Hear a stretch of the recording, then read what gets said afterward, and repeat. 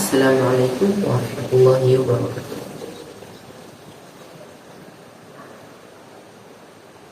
Kita sebagai umat muslim harus mengimani bahwa adanya hari akhir, karena hari akhir termasuk rukun iman.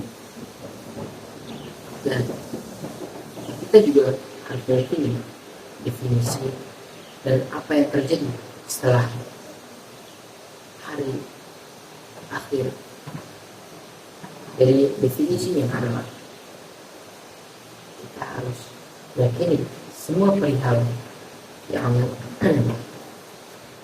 terjadi, semua perihal yang diberitakan oleh Allah dan Rasulnya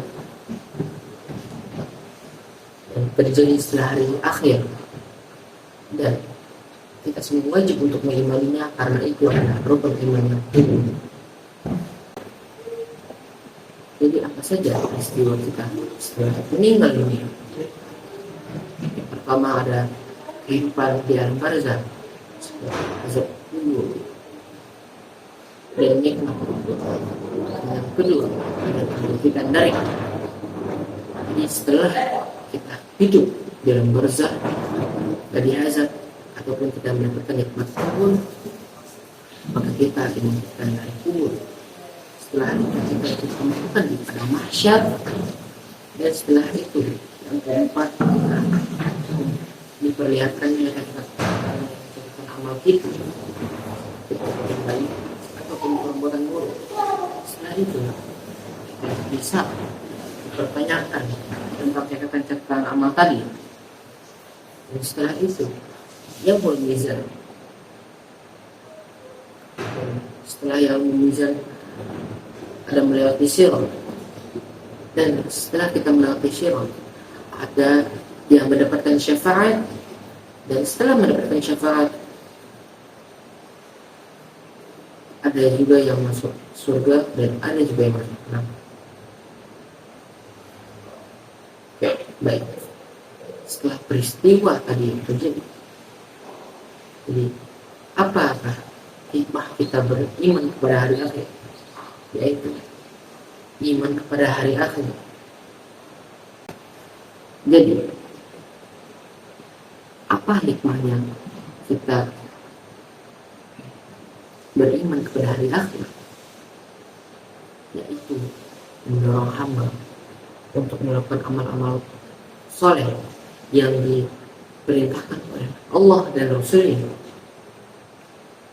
serta berkomitmen untuk berjalan di atas jalan-jalan yang diridhoinya.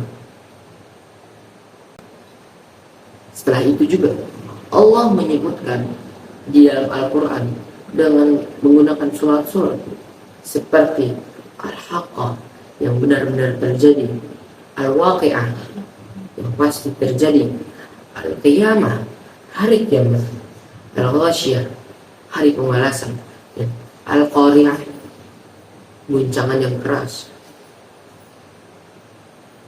ataupun guncangan yang dahsyat.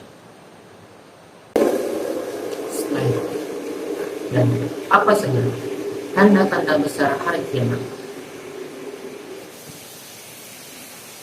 dan setelah itu pasti kita berpikir bahwa hari kiamat tidak hanya terjadi begitu saja.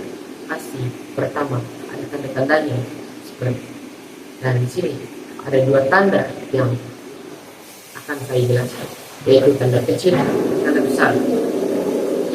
Yang pertama, tanda kecil adalah ilmu agama yang benar. Yang kedua, meningkatnya kebodohan di dalam semua agama, yaitu agama Islam. Setelah itu banyak orang yang minum khamr, dan yang terakhir banyak perzinahan yang paling banyak. Dari keempat ini yang paling banyak adalah munculnya kebodohan dan perzinahan, seperti anak-anak muda sekarang yang berpacaran ataupun hamil di luar nikah, dan munculnya kebodohan seperti munculnya para kiai-kiai yang menyesatkan ataupun semacamnya.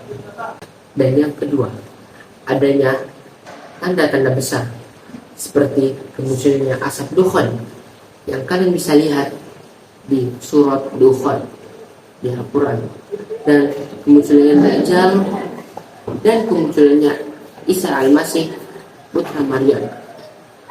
Setelah itu kemunculannya Ya'juj Ma'juj, terjadi khasaf, dan terakhir kemunculannya Imam Mahdi. Setelah itu semua pastinya kita setelah itu semua terjadi, kita membersihnya ke dalam kubur, yaitu kita di dalam kubur juga terjadi fitnah. Tidak hanya di dunia, bahwa fitnah itu juga sampai di dalam kubur, yaitu fitnah kubur. Fitnah kubur adalah ujian keimanan yang akan dirasakan setiap manusia.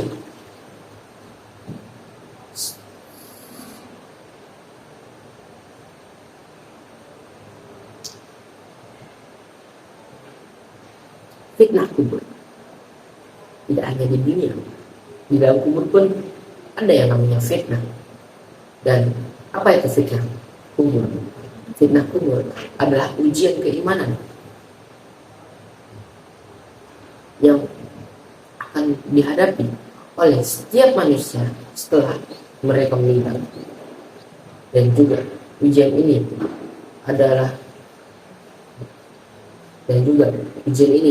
akan terjadi di satu alam yang bernama alam barzah ataupun alam kubur. Dan konsekuensi fitnah ini akan terjadi sampai hari kiamat tiba. Mungkin segitu saja dari saya, Muhammad Hafiz Al-Faraj. Syukran. Assalamualaikum.